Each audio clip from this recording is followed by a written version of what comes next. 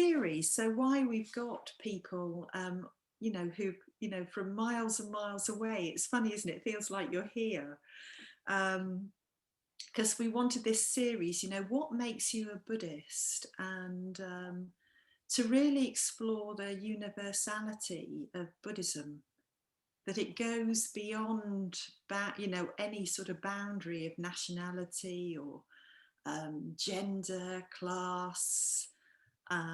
You know, it's possible to practice it for any human being to practice.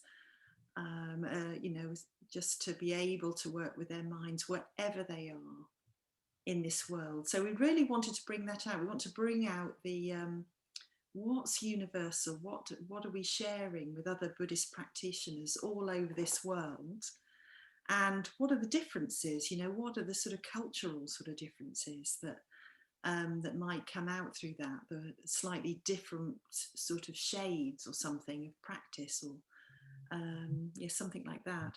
And I think Arta Siddhi was also really keen that we did this. Arta Siddhi can't join us tonight because he's on a solitary retreat. It's his last week of solitary. But really keen that we made the most of Zoom. The fact that at this time, you know, things are changing for not all over the world, but for many of us, or for some of us. And things are opening up a bit. That isn't necessarily true for everybody, as we know, but for some of us, things are opening up. You know, and so Zoom has been such a fantastic medium to communicate during this period of the pandemic that's affected the whole world. So just making the most of being able to have a group of people from Cuernavaca turn up on Sangha Night in Cambridge. So yeah, fantastic to see you all. And so what we're going to do to start with, we're just going to hear, if each of you could maybe just go around and just say your name. You could say, are you from Mexico originally or not? Where are you from?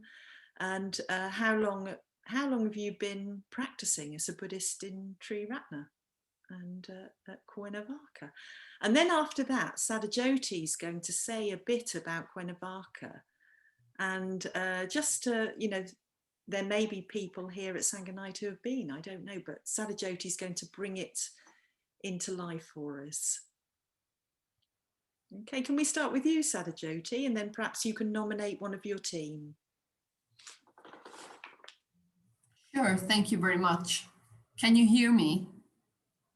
Can you hear me all right? Okay. Well, hi everybody. It is very good to be here with you. My name is Saddhajyoti. I have been practicing Buddhism for almost 27 years, I think. I have been an order member for 17 years. And right now I live in Cuernavaca, which I will tell you about in a little bit. But I was born in Mexico City. So I guess that's all you want to hear from me right now. Can you nominate? And I can nominate, yes, I can nominate Adolfo. Hello, everybody.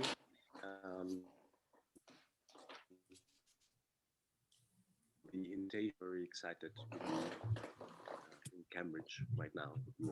I was born in Mexico City, and I moved to Cuernavaca like a year ago. I've been practicing Buddhism for 6 years. I became a Mitra 4 years ago, and I entered the ordination process almost 2 years ago. So maybe for the moment that's what I like to share with you. Thank you very much. And you can nominate somebody else, Adolfo? Yes, how about Manjugita? Hi. Thanks. Hello, everybody. It's very lovely. Oh, it is lovely to be with all of you, and also to see some of the people that I met many years ago at Wing First Evolution. So I live, yes, in Cuernavaca. I moved 2 years ago, but I was born in Mexico City. And I've been practicing Buddhism within Triratna for almost 13 years. And I got ordained 4 years ago. And I think that's it, right? Okay, so I can terminate Moksharati. Hello, yeah, my name is Moksharati. I am a little bit nervous, so I hope my English flows well, but we'll see. Yeah, I was born in Germany, that's why I don't look so Mexican, but I have lived in Mexico for 22 years and 21 years, I think, something like that. So I am more Mexican than German. Yeah, I started practicing with Triratna 6 years ago and was ordained this year on January. So I'm quite new order member. And I nominate Marisa. Thank you, Moksharati.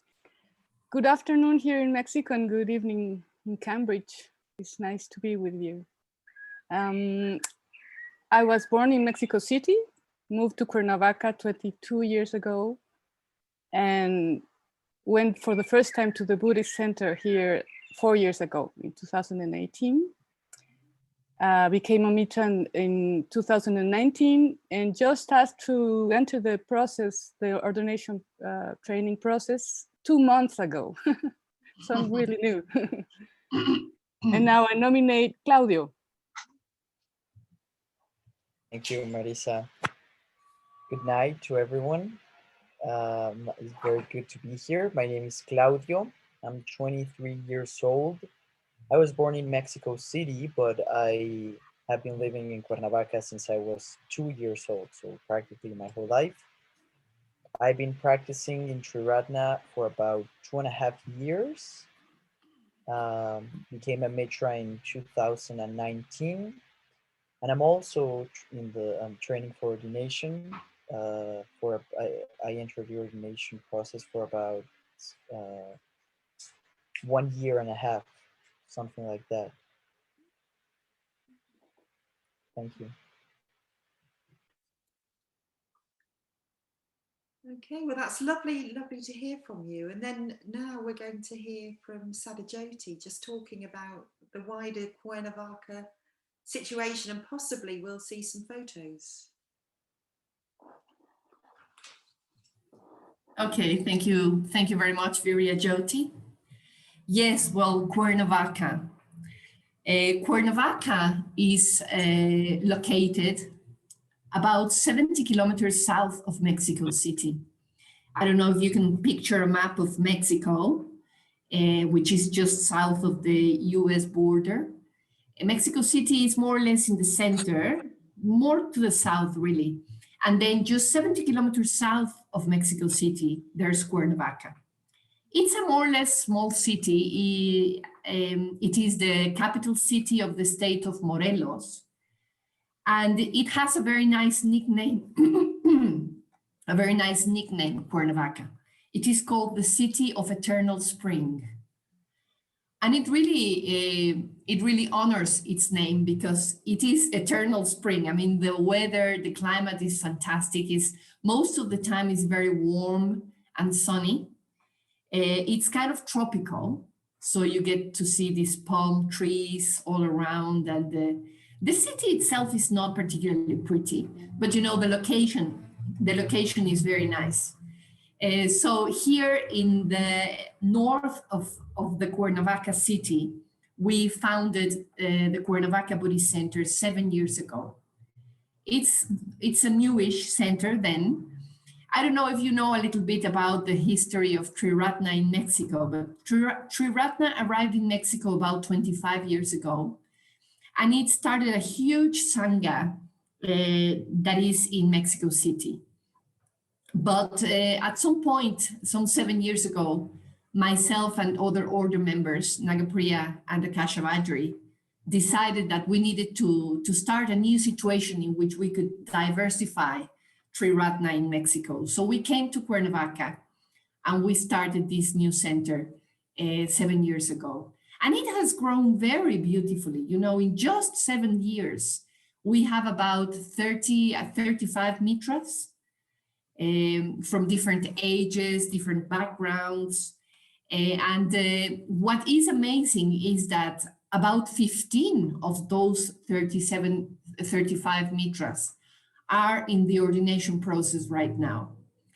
This, of course, shows how involved people are in their practice, you know, how much people want to deepen their practice and people want to commit to a full spiritual life. That's more or less the situation in Cuernavaca. I decided to invite today a range of order members. Well, we have 3 order members and 3 GFR mitras, different ages, different genders, you know, so that you all can have a sense of what it's like to practice in the Cuernavaca Sangha. Right now, what we have in the Cuernavaca Buddhist Center is, well, here's the shrine room. As you can see, we have a beautiful rupa that is a present of a friend of ours. On each side of the rupa, we have Padmapani and Manjushri, the main bodhisattvas who are like protecting the Buddha, so to speak. So that is the Cuernavaca shrine. I don't know if there's, oh yes, there's a bit of our garden. And then this is the back of the house, which is a nice terrace. Sometimes we meet there in the terrace for tea. And you can have a sense of the vegetation, of the climate over there. And then the final picture, this is the garden. And if you, I'm not going to show off, but you know what we have in our center? We have a swimming pool. So we even have a swimming pool.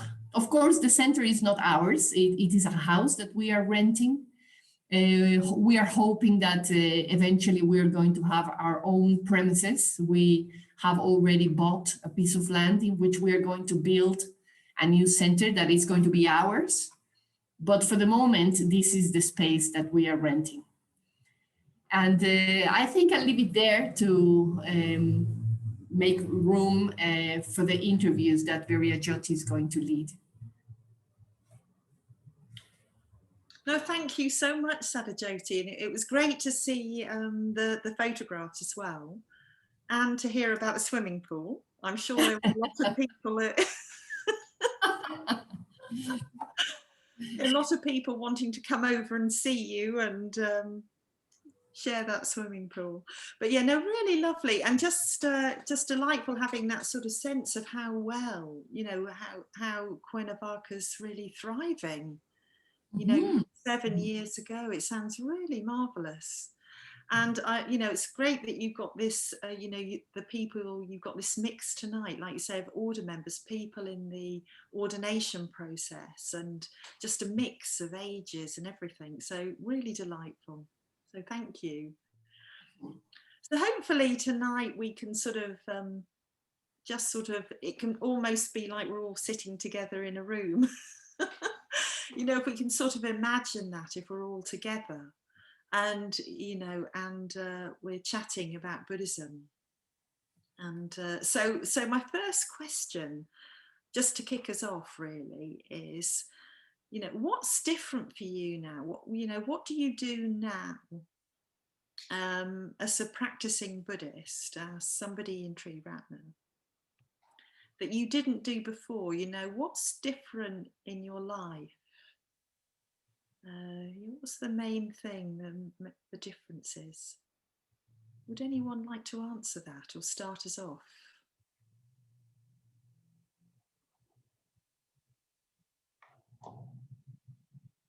Oh, Claudio, thank you. You're welcome, Triratna. Well, I think that there are practical aspects, like, for example, meditation. I didn't meditate before I was a Buddhist. I tried it a couple of times, but not really. Attending to the Buddhist center, like but that's not the main thing. Like there are practical things like meditating or going to the physical space, but what has changed really for me is the feeling of having a meaningful life. Like before, I was kind of like not really fully enjoying life because I didn't feel like it was very, like I felt like, okay, so is this it? Like just going to the university and having a job and nothing else? But then when I started attending to the Buddhist center, I felt like, oh, this is really important. This is something meaningful. Getting to know very beautiful people that they have a lot of things to offer me and the world, and I can be a part of that.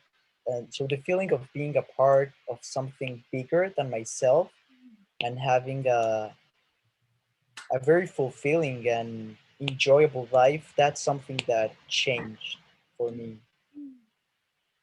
Oh yes, so part of being something bigger, because I was going to say to you, what does that mean? Sort of a more meaningful life.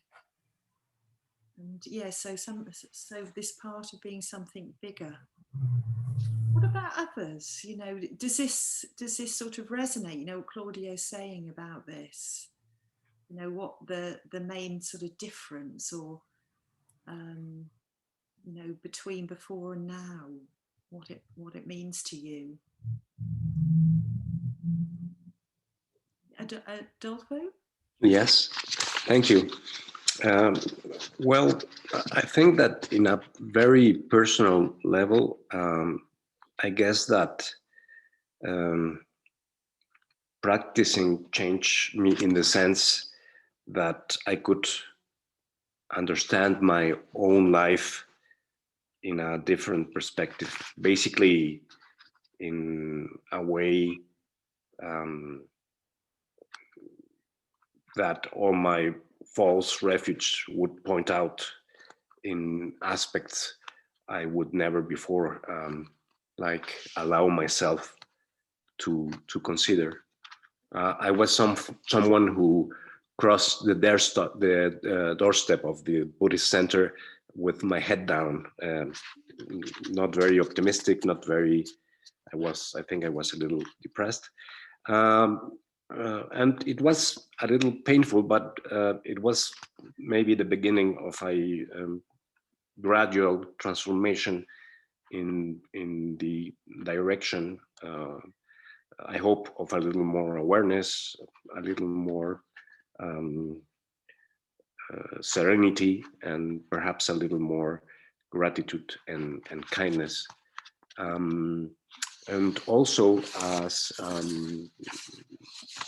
Claudio pointed out, I think that being a Buddhist for me is, or asking myself what is different, that answer goes alongside or is associated with the specificity of practicing in the Triratna movement and community. Because basically what I want to develop is being a Buddhist to help that platform that is the community, and so that we can carry on all together. Oh, no, thank you, Adolfo. Could you say a bit about what is it specifically about Triratna? What is it that makes you want to really support the Triratna movement? Well, I think I would highlight the study of the Dharma according to the teachings and vision of Bhante, of course, and all that comes with it, and gives the movement its own identity. And I don't know, it's just maybe a feeling of it's in Triratna where I have explored and felt deeply sense of Shraddha, maybe, And that's why I just want to help and support and be of assistance at the best of my capacities, obviously without overlooking my own difficulties and my own limitations, but so that I can be of any help, so that my friends can maybe attain, can get closer to attain enlightenment, or can get closer to attain awakening. And when I was thinking about this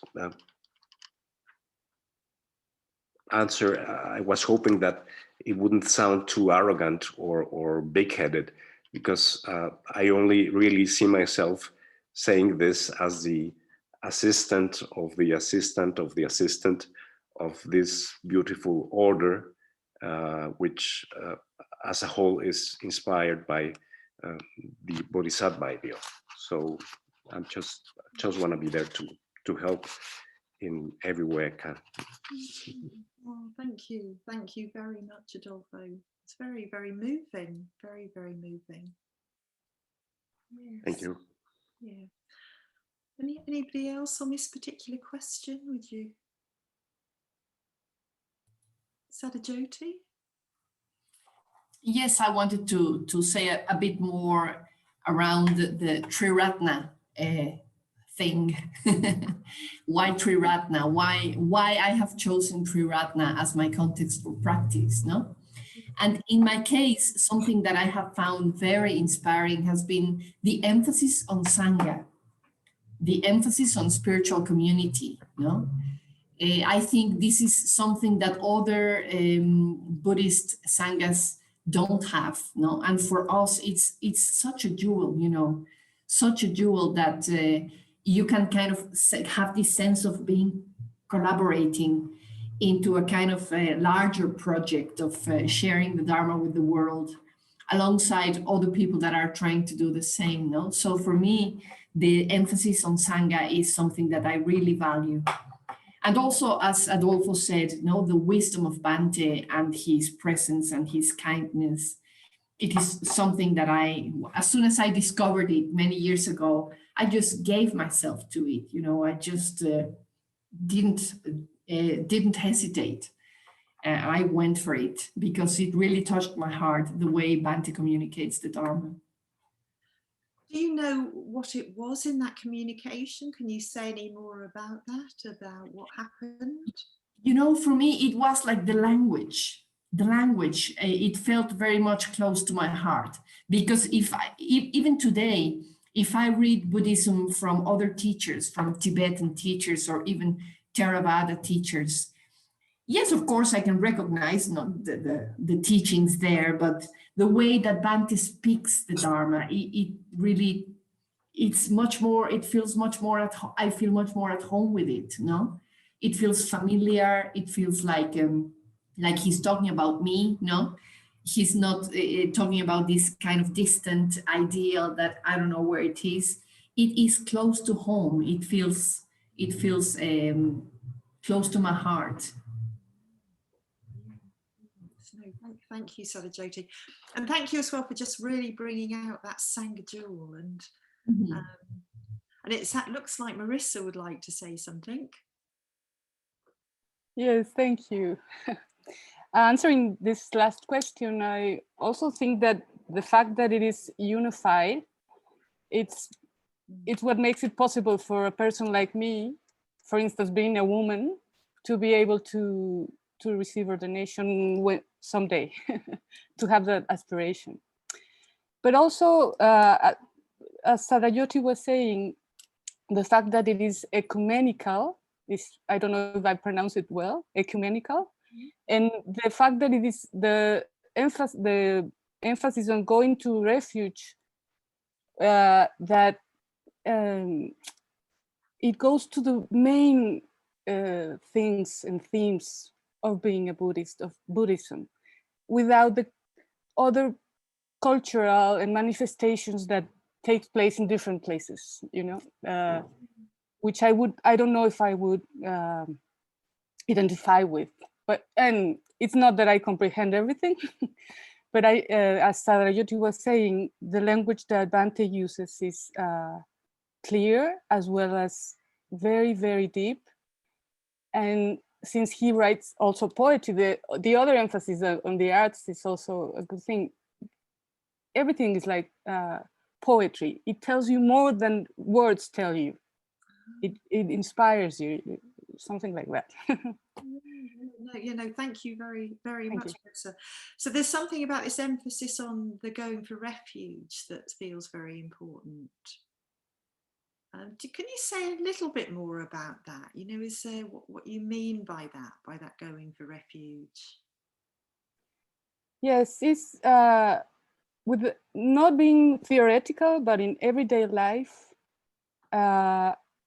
with the three jewels on the, I mean, the order, two things on my life, everyday life, the three jewels being in the center, but also knowing that the emphasis of the whole order is on that rather than in other cultural manifestations that could be, and they are okay, but in this order, it is precisely on going to refuge on the three jewels.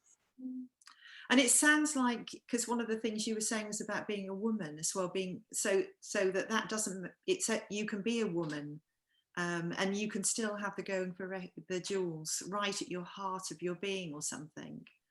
Exactly. And have your own distinct lifestyles. Yeah, I think that was pretty advanced on Bhante's mind, you know, to open up that way to women too, to women. Mm-hmm. Yes, yeah. No, thank you very much, Marissa. Thank you. What about Mokshwarati or Manjagita? Would you like to say anything on this question? On the question of what changed, or yes, I think it's difficult to know because I think everything has changed with me because I came to the Buddhist center quite young, and when I arrived in the Buddhist center, I gave myself completely to it, basically. So, yeah, I have changed. How old were you, Mokshwarati? Do you mind saying? Like, you know, when you got 19 when I arrived, so just coming out of school, studying, like, I don't know what to call it in England, but so, and I didn't know what to do really with my life, and then I found the Buddhist center, and that was like what I found, and to work towards what I gave all my energy afterwards. And I think now I see what it gave me really is like a vision how to live my life, or to what to do in my life. In a way, I think, I always say something like, it's the best thing that I can do, really. So if I don't, if I would find something else to do, I would do that. But I think this is the best thing, so I will dedicate myself to it, really. So can you say it's a vision for your life? Can you say more what that vision might be? What is that vision? What is it that caught you, if you see what I mean? Don't really know. It's more like an intuitive feeling, like something that I feel, not something that I really know what that vision really is. I think it has to do with, like, I think that the Dharma is the truth, and I think like enlightenment is possible. So I think with that is the vision that I have, and I think like helping other people to see this vision and helping myself to work on this vision is, I think that is like vision.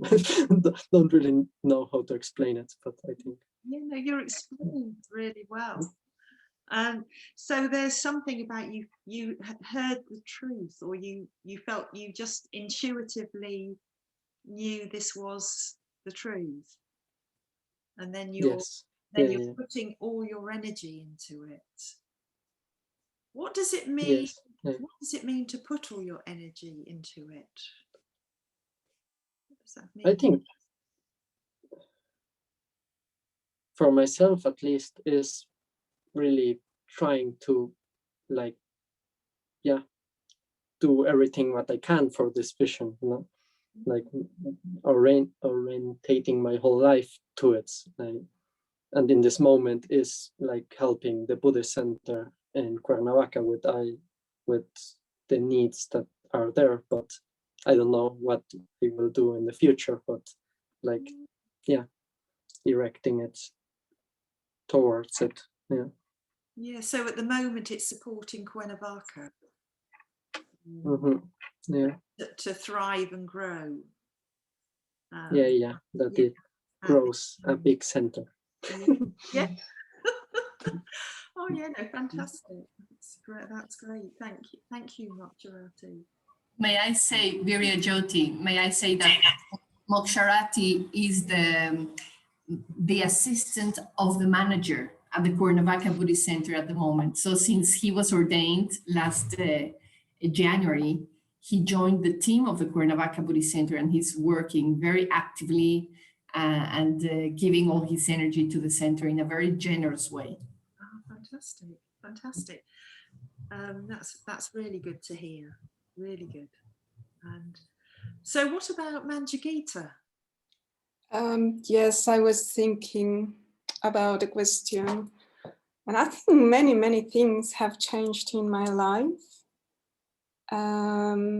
Yes, I've changed a lot since I came across Buddhism and Triratna. I can say very bad habits that I used to have. You know, like people on their 20s that sometimes they smoke, they drink, they do many things like that. So I was one of those young people, but yeah, definitely all that changed in my life. I found something very meaningful. Meditation was, I think, the main channel for my transformation, for all these changes.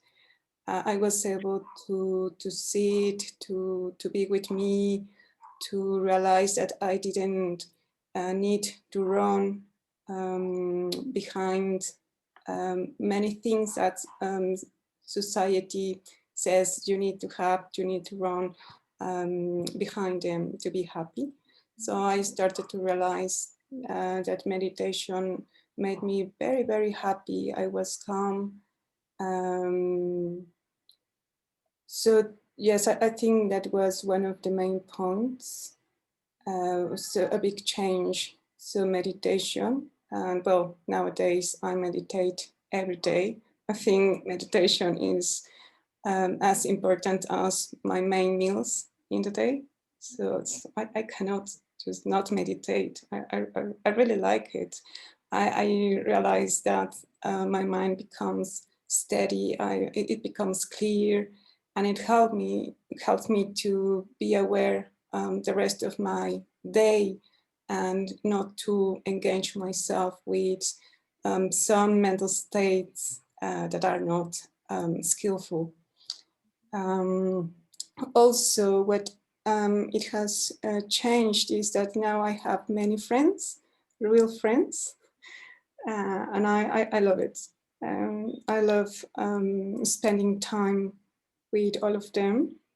I think it's a very good support in my practice. It's a source of inspiration, a source of joy, and the relationships with my family. It's impressive how I can relate to them nowadays with lots of love and comprehension, empathy. And yes, I think the world has changed as my my mental states change the world. It is true that also changes. Can you say a bit more about that, Manjagita? So the world has changed because your mental states have changed. Yes, well, you know, nowadays I can connect with more tranquil and calm mind. It's not very, it's not like very greedy, or I don't develop lots of anger as I used to. So I can see there are some of it, because I'm a human. Some mental states arise from time to time. But yes, so if my mind is calm, so I can see a calm world. If my mind is clear, I'm not so concerned of myself, but also I can see the needs of others and connect and be more empathetical or empathic with them. So if my mind is calm, I see more joyous world. But I think so. Obviously, we can see a suffering around, but we can see it in a different way. So we are more concerned of how to help than how to fight with others to get what I need. So I think that's what it has changed for me. Yeah, no, thank you very much. And yeah, just hearing about meditation being as important as your food and the difference it's made to your life. Yeah. But wonderful to hear from all of you. It's very, very moving just to hear that, and I can resonate with it from my own, just hearing all these points being brought out. Okay, so I'm just going to think where we'll go from here, because time's galloping on as it does, and we're hoping what we'll do is open up and have questions and answers in a bit. So we'll just try and draw out some points. So are there any particular challenges, do you think, in Cuernavaca, in your cultural context, any particular challenges that might be a bit sort of distinct from somewhere else, that Buddhism helps you address? Is there anything you can think of? Saddhajyoti? Yes, thank you. Well, I must say first that Mexico is a Catholic country. So our background all around is Catholic, and it's very strongly Catholic. I could say that perhaps most of the six of us have been raised as Catholics when we were little. So that's one of the challenges we face, that people all around us come from a particular religious and cultural background that sometimes make them open to, for example, rituals and things like that. But at the same time, they have their own interpretation of spirituality, no? So most of the people that come through our doors were raised as Catholics, and most of them eventually left Catholicism. But we do have that kind of conditioning, no? Which plays very, very presently when we start practicing Buddhism. So that's one of the challenges, no? Which, as I was saying, it is an advantage because it makes us sensitive to rituals and devotion, perhaps.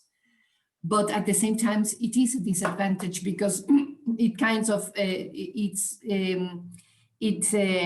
comes in all sorts of different ways in our conditioning, no?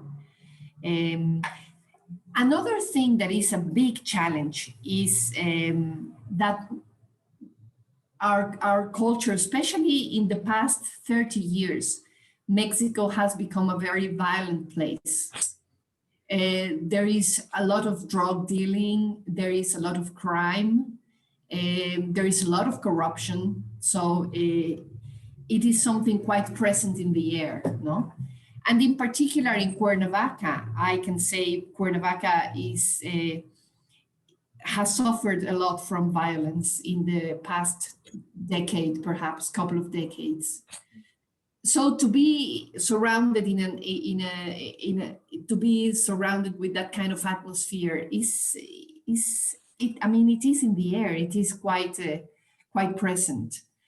But at the same time, it gives us the opportunity to contribute with something very valuable in the context in which we are, no? To contribute with a spot of peace and friendliness that is very tangible. I mean, when people open the door and come in the center, most people say that something that they value a lot is the sense of warmth that they find, the sense of kindness and friendliness that they see in our Sangha, which is a change in the context of the city we are involved with, no?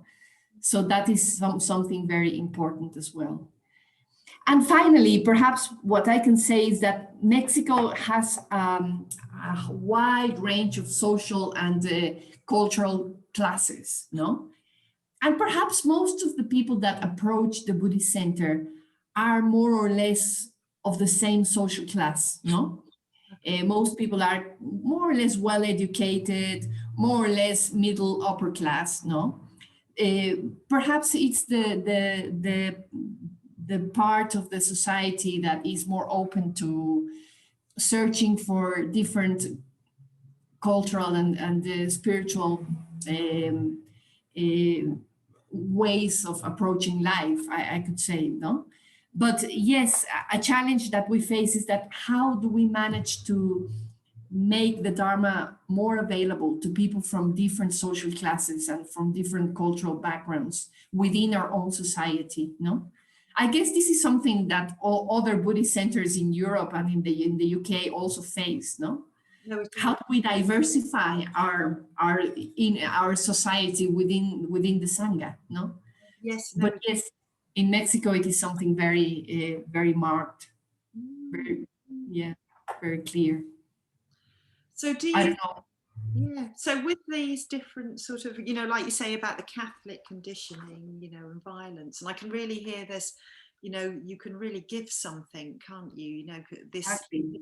and are you finding there's more? Is there more sort of openness to it? Is there? Do you feel that shifting or? It is shifting. Yes, it is shifting. I don't know. In the 70s, it was very different, no?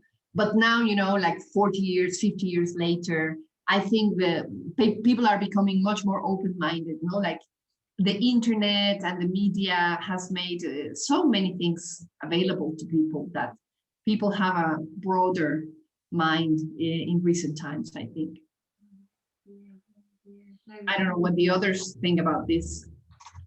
Anything to add from anybody about this? Yes, I have something to add of a challenge in Mexico, and I think it's lack of institutions of Triratna, basically, because we are still quite new Sangha. So yeah, when we do like retreats or something, they're always smaller. We have a retreat center, but not so established as the retreat centers in the UK. So if we want to do something like that, especially for order members that we don't have basically nothing or not a lot. So I think that's things that we are just starting to construct.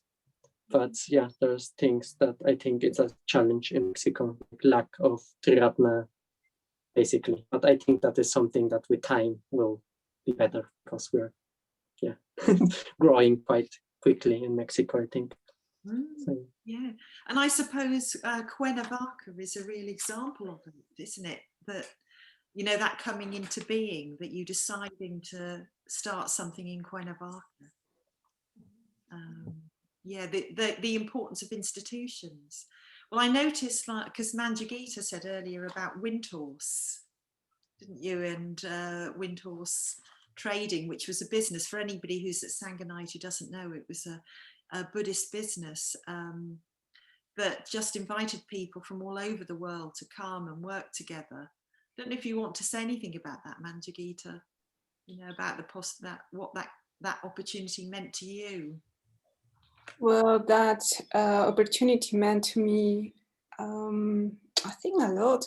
I think my visit to Windhorse was the one who inspired me to really commit myself to the Dharma life. So to see everybody working together was amazing. And so what all of them wanted to do, just transforming self and transforming world. So for me it was like, wow, so I really want to do this in my life. Also, it was the first time that I was living in a community. I have at least the taste of it.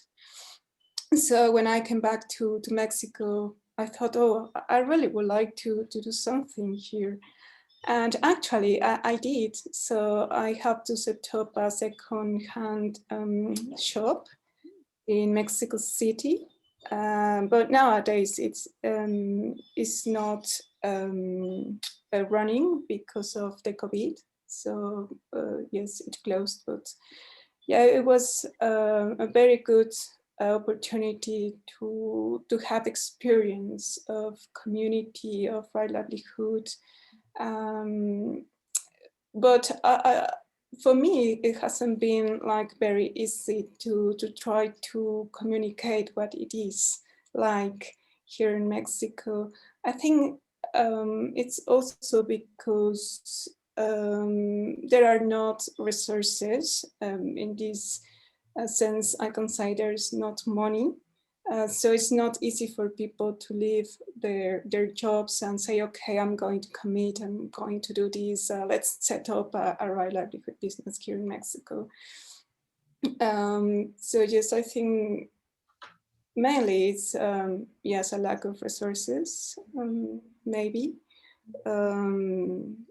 But yes, in a way, I talked about this with Bante once, and I said, well, yes, I'm trying to do this, I'm trying to set up a right livelihood, but it's not like really working. And he said, well, I recommend you to really dedicate or to give all your time to the Buddhist center, and then everything will follow. So that's what I'm doing nowadays. I'm helping and supporting the Buddhist center.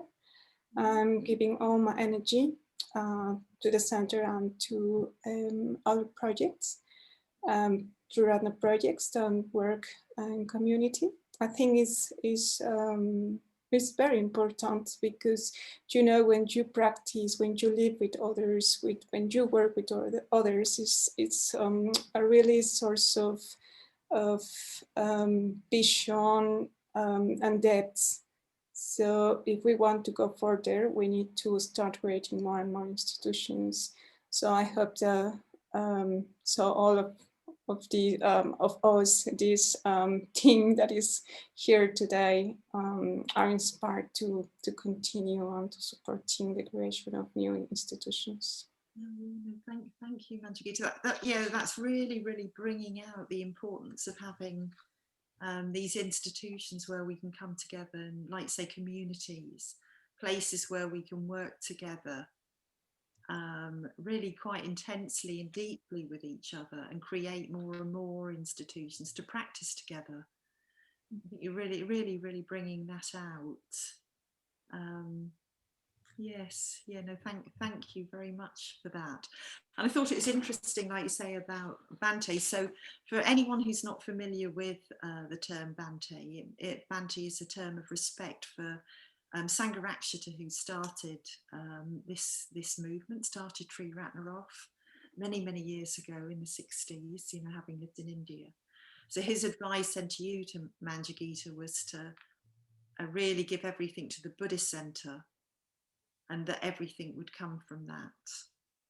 No, very good, very good to hear that.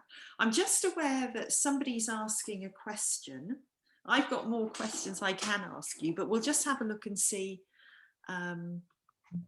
what Stephen's saying. So Stephen in the team is saying, has Mexico's history and culture had an influence on the forms and character of your Buddhist practice?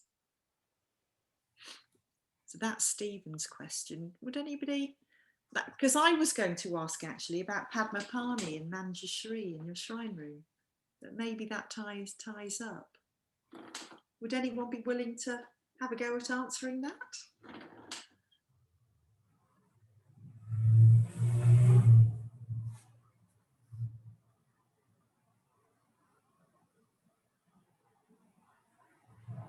I can share something. I don't know if it's the expected answer, but it's related to the challenges as well about Mexican culture. And I feel like there is a challenge with Mexican men because there's a very important culture of men having to be like strong and like they are the providers of the family. Like I think that this is a worldwide thing, but I feel like in Mexico it's quite accentuated.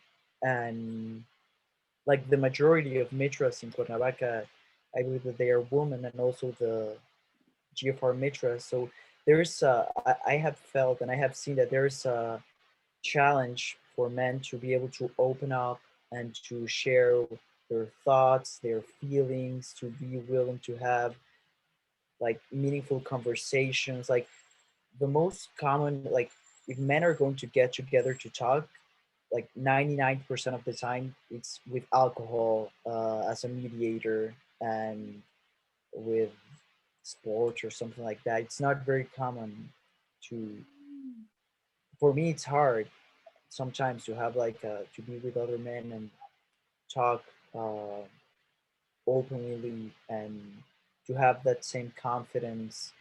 So I don't know, I feel like that is something related to Mexico history and culture that sometimes affects the communication, and it can be a challenge. And I feel like Dharma really offers something valuable because there are some workshops, I guess you could call them like that, for men only, and they're great. They're like sometimes the popularity of them can vary. Like we can have one that there a lot of men attend, and others that they don't attend very much. But they're very beautiful, like to have those spaces. So it was a just something that I wanted to share that's related to the challenge and the culture. Um, and what the Dharma can offer to it. So what is it about the workshops? What is it that's so helpful, Claudio? Well, it's very, I guess that the just the fact to be with a group of men, only men, and to be in a space where you can talk about what you're thinking, what you're feeling, and not being feared, not fearing to be judged or to be not feeling vulnerable. Uh, um, it can be very important and very beautiful. The first retreat that I attended that was for just men, at first I was terrified because I grew up in a mainly a family that had mainly women, and I have had a lot of women friends, and I felt like they were the ones that I could open up to, and they were the ones that I could have talks about my emotions. And then to see that that was possible with men too, it was like very impressive. It was something like a game changer. Like, oh, this is possible too, and it's very beautiful as well. So that's why they were important for me. No, thank you very much for that, Claudio. What I'm thinking we might do is we'll ask people, we'll ask everyone else at Sangha Night if they've got any questions that have arisen from things that you've been saying. You know, I think we've covered some really rich areas through, you know, the things that all of you are bringing. So let's see if there's any, is there any questions out there? I'm just going to put this on gallery view for a moment and let's have a look. So is anybody at Sangha Night, are there any questions you've got for our lovely people from Cuernavaca? You know, anything that has moved or inspired, anything you want to ask? Don't be shy. I'm just going to look through. You can put your hand up by using the reactions if you want to just put your hand up, or you could write a message in chat.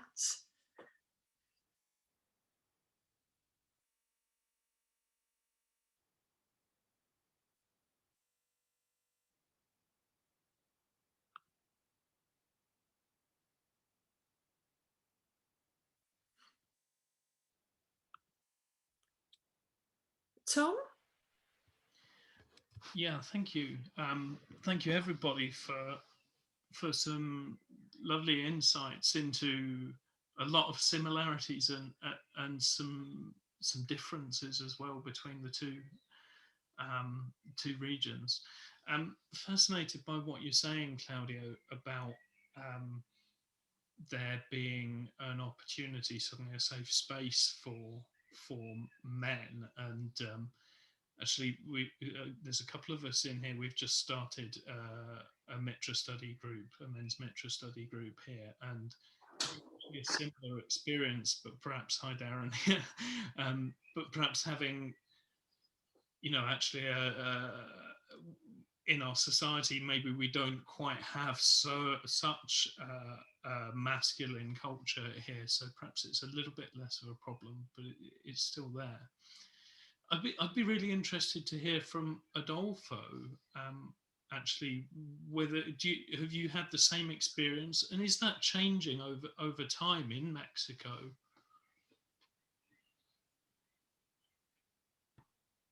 Thank you, Tom. I guess I do in a sense. The way I would put it is that in groups of men only, you tend to cut a little bit your habits that are so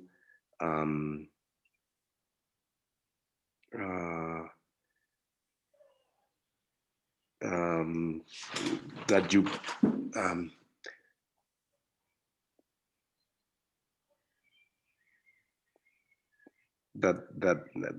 that aspects of your life that are sometimes so attached to your the way you behave, etc. In the worldly life. And so when there's groups of men only, some of those habits tend to kind of dissolve them. And what I have experienced is that the communications tend to be much more open, much more intimate, much more direct, and that at least in my case, my feminine part can grow and manifest itself easier, which I think we all have a feminine part, but maybe I wouldn't allow that feminine part to express itself in front of other women, not because it's not right, but because my habits don't maybe still allow me to do that. And so with men only, that can really emerge much more naturally. And so what that produces is that gives me a chance to integrate myself a little more. And that is a very pleasant experience. Thank you. Thank you for that, and thank you for your question, Tom. And we've got a question now from Isabel. Do you want to wave, Isabel? Because I don't know. Do you want to say it yourself? Yeah, buenas tardes. And yes, really lovely to have you here tonight. Really enjoy listening to you all.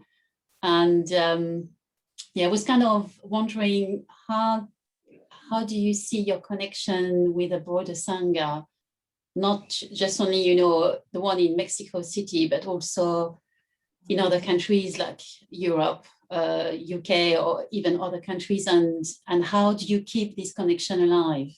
Because there's quite a big geographical distance. Can I answer that question? Yes. Yes.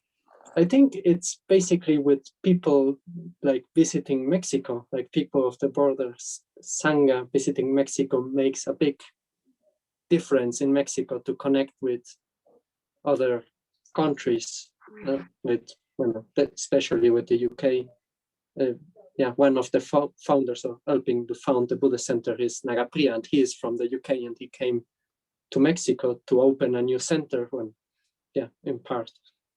So I think that is like, I think we're quite connected with the bigger Sangha in some way because of that, because of people visiting us in Mexico. So, and we going to the UK for things. So yeah, I feel quite connected, but I don't know what the rest thinks.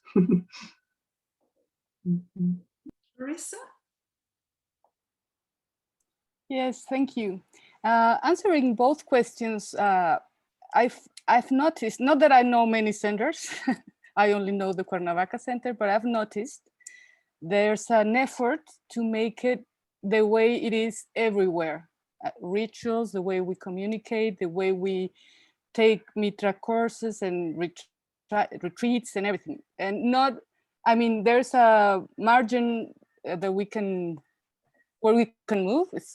We're basically free, but there's an effort in making it so that you can identify everywhere you go.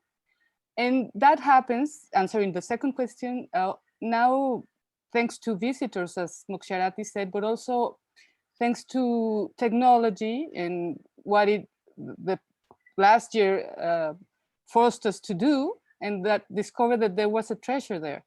Now we can take like courses with Spain, with Sanghas in Spain, then get to know Dharmacharis and Dharmacharinis from over there, or UK or Australia, or even Venezuela. We have our friends from Venezuela sometimes connecting with our Sangha and things like that. And so now after the seminar or the class, you can chat through WhatsApp with the person you just met and now become really friends. So when you get to meet them, you already kind of know them. It feels great. Oh no, thank you for that, Marissa. It's sort of made me think about how do we, because one of my questions was going to be around, do you identify more with your local Sangha, or can you really relate to the international community? And I can hear that sense of the international community has really grown through, like you say, by visitors or visiting, either way, but also technology through Zoom. And I just wonder if, if you have any idea how we can really make sure that continues. Do you have a sort of sense of really wanting that to continue and how you do that?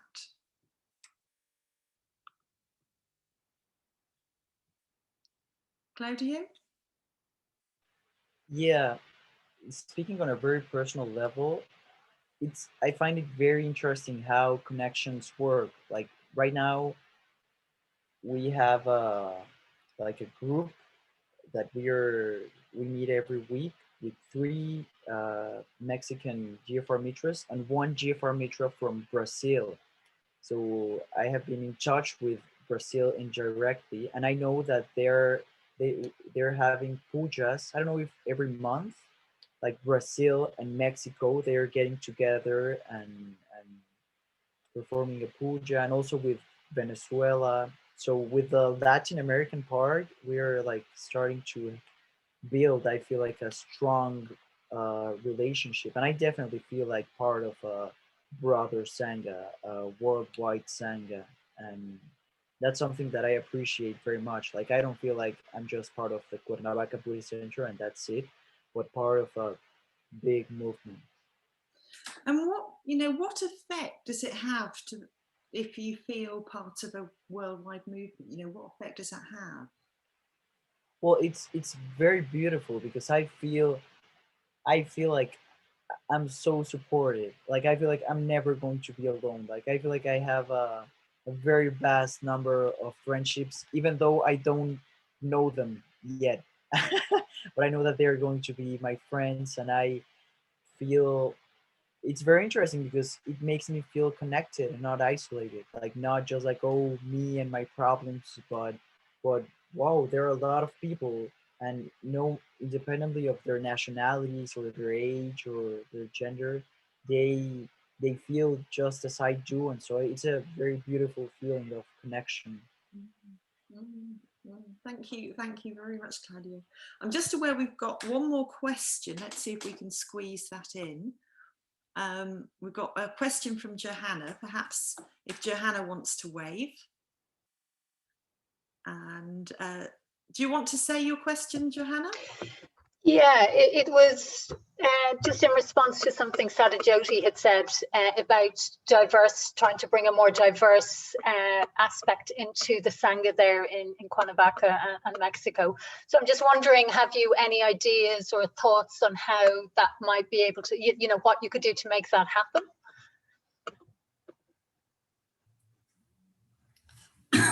Yes, thank you, Joanna, for the question. I think you're touching on one of our biggest challenges here that we have discussed in our team. And one of the answers we have come up with has been to try to open up teaching contexts in different parts of the city. For example, there is a community center just close by. The name of this place is Los Chocolates. And it's a community center in a more or less poorer area of the city, so to speak. And we have tried to open up classes in that center. We have taught some meditation classes. We have given a couple of lectures. And we have had a couple of people that have become interested in Buddhism there, but they haven't actually remained close to the Sangha. I have also tried to go to another part of the city to give a couple of lectures there. So that's one of the approaches that we have taken. We try to go to different areas of the city and teach meditation. Of course, meditation is something that calls people attention, no? Perhaps if you talk about the Buddha himself directly, or if you start with a puja, people are going to feel a bit weird. But if you start with a meditation class and everybody can relate to meditation and everybody can see the value in just cultivating a more serene mental states and a more a kindly heart, no? So if you offer that kind of tools, that can be something very valuable. And also we have another person from our Sangha, her name is Blanca, and she has started a project that has a very social aspect to it. She has been trying to teach meditation to children from like a foster home from mothers that working mothers that don't have the structure to have their children looked after. So they take their children to this place in the afternoons, and Blanca has been teaching meditation to these children. And it has been great, you know, it has been very successful and very beautiful. Of course, right now the place is closed because many schools are closed because of COVID. But in principle, that is a project that has been successful. And of course, we wish to diversify all these different approaches to taking Buddhism to the world somehow, no? Right, thank you. Well, thank you very much. And so we're moving towards the end of the evening, so there's no more time for any more questions. But I'd just like us all to, we can just give a great big thank you to all of you for coming along. You know, I personally have really loved it, you know, just hearing all of you talk, and it's just such a precious opportunity.